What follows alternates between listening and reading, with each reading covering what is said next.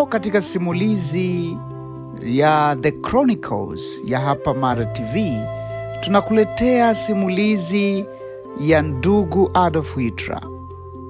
Katikati ya Ulaya, katika mji mdogo wa Braunau am Inn ulioko mpakani mwa Austria na Ujerumani, mnamo tarehe 20 Aprili mwaka 1889 alizaliwa mtoto aitwaye Adolf Hitler. Hakuna aliyeweza kutabiri kwamba mtoto huyu angekuwa mmoja wa watu waliobadilisha historia ya dunia kwa namna ya maumivu, vita na mafunzo makubwa kwa binadamu. Utoto wake haukuwa wa kipekee sana. Alikuwa katika familia ya kawaida, baba yake akiwa mfanyakazi wa serikali na mama yake akiwa mlezi wa familia. Ingawa alikuwa na maisha ya kawaida, uhusiano wake na baba yake ulikuwa mgumu na wenye misuguano, huku mama yake akiwa mtu wa karibu zaidi kwake. Akiwa kijana, Hitler alionyesha kupenda sana sanaa. Alikuwa na ndoto ya kuwa msanii mkubwa wa michoro ya majengo na picha. Alijaribu kuomba kuingia katika chuo cha sanaa Vienna, lakini alikataliwa mara 2. Kukataliwa huku kulikuwa hatua muhimu sana katika maisha yake, kwani kulibadilisha mwelekeo wa maisha yake kabisa. Baada ya kukataliwa, maisha yake yalibadilika. Aliishi Vienna kwa kipindi fulani akiwa maskini, akipitia maisha ya kutangatanga. Hapo ndipo alianza kuathiriwa na mawazo ya siasa kali, ubaguzi na dhana potofu kuhusu jamii na mataifa. Baada ya vita kuu ya kwanza ya dunia kuanza mwaka 1914, Hitler alijiunga na jeshi la Ujerumani kama askari. Alipigana katika vita hiyo na alijeruhiwa mara kadhaa. Vita hiyo ilipomalizika mwaka 1918, Ujerumani ilishindwa vibaya na hali ya nchi ikawa mbaya kiuchumi na kisiasa. Wakati huo watu wengi wa Ujerumani walihisi fedheha na hasira. Hitler alitumia hisia hizi kujenga mtazamo wake wa kisiasa. Alianza kuamini na kueneza wazo kwamba matatizo ya Ujerumani yalitokana na makundi fulani ya watu na makubaliano ya vita yaliyowekwa na mataifa mengine. Mwaka 1919, Hitler alijiunga na chama kidogo kilichoitwa National Socialist German Workers Party, yani Nazi Party, maarufu kwa Nazi Party. Hapa ndipo maisha yake yalipochukua mwelekeo mpya. Alikuwa msemaji mwenye nguvu sana. Hotuba zake zilijaa hisia kali, maneno ya kuamsha hasira na matumaini kwa watu waliokuwa na matatizo ya kiuchumi. Polepole alijenga wafuasi wengi.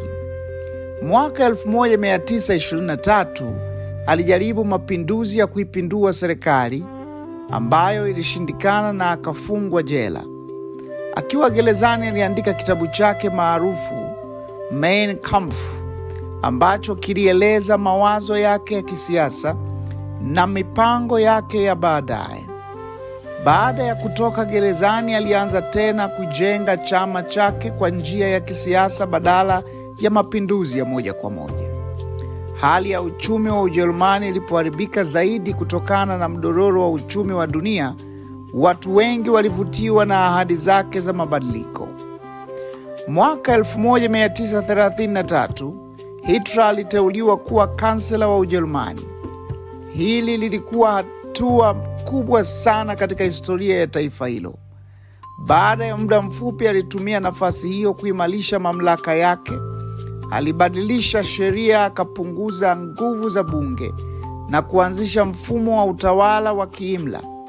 Upinzani wa kisiasa ulizimwa, vyombo vya habari vilidhibitiwa na propaganda ilitumiwa sana kuathiri mawazo ya wananchi. Alijenga serikali yenye nidhamu kali, lakini pia yenye hofu kubwa. Watu wengi waliishi kwa hofu ya kukamatwa au kuadhibiwa kwa kupinga serikali. Mwaka 1939 Ujerumani ilivamia Poland. Tukio hili lilisababisha kuanza kwa vita kuu ya pili ya dunia, mojawapo ya vita kubwa na hatari zaidi katika historia ya binadamu. Vita hiyo ilienea duniani kote, ilihusisha mataifa makubwa kama Uingereza, Marekani, Urusi na wengine wengi. Mamilioni ya watu walipoteza maisha na miji mingi iliharibiwa. Utawala wa Hitler ulipanua maeneo ya Ujerumani kwa nguvu za kijeshi, lakini pia ulileta mateso makubwa kwa raia katika maeneo yaliyotekwa. Katika kipindi hiki, serikali ya Nazi ilitekeleza sera kali za ubaguzi na mateso dhidi ya makundi mbalimbali ya watu, hususan Wayahudi pamoja na wengine waliotazamwa kama maadui wa serikali. Makambi ya mateso yaliundwa ambapo mamilioni ya watu walifungwa, waliteswa na wengine waliuawa. Tukio hili lilijulikana kama moja ya maafa makubwa ya kibinadamu katika historia ya dunia.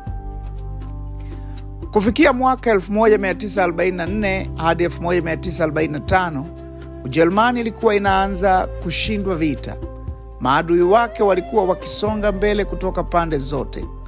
Mji wa Berlin ulizingirwa na majeshi ya maadui.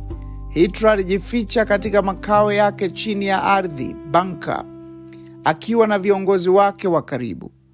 Mnamo tarehe 30 Aprili mwaka 1945, aliamua kujiua akiwa ndani ya bunker hiyo. Baada ya kifo chake, utawala wa Nazi ulianguka na vita kuu ya pili ya dunia ilikaribia mwisho wake rasmi mwaka 1945. Historia hii ya ndugu Hitler inatupa funzo gani? Historia ya Hitler inabaki kuwa somo kubwa sana kwa dunia. Inatufundisha mambo muhimu kama hatari ya chuki na ubaguzi, matokeo ya propaganda kali zisizodhibitiwa, umuhimu wa demokrasia na taasisi imara, thamani ya amani na heshima ya binadamu. Maisha ya Adolf Hitler si tu historia ya mtu mmoja, bali ni kioo cha matokeo ya siasa kali, uchumi mbovu na jamii inayopoteza mwelekeo wa maadili. Ingawa historia yake ya maumivu inabaki kuwa funzo muhimu kwa vizazi vya sasa na vijavyo kuhusu jinsi dunia inavyopaswa kulindwa dhidi ya kurudia makosa kama hayo. Asante sana kwa kusikiliza The Chronicles kutoka hapa Mada Online TV.